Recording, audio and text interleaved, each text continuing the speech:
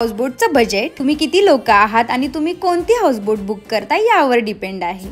जेवण तर सगळ्यांना खूपच आवडलं होतं, एवढे मग्न होते जेवण करण्यात। जेवण करून मस्त हॉल एरियामध्ये गप्पा मारत बसलो। ट्रिप मधला सगळ्यात बेस्ट पार्ट तर हाच असतो। मग काय रील्स आणि फोटोशूटला सुरुवात झाली। आम्ही पूर्ण 1 दिवसासाठी हाऊसबोट बुक केली होती। थोड्या वेळासाठी ही हाऊसबोट बुक करता येते, पण हाऊसबोट मध्ये तर 1 दिवस पाहिजेच पाहिजे। आणि संध्याकाळी तर मग काय, सगळ्यांच्याच आतल्या कला हळूहळू बाहेर येत होत्या।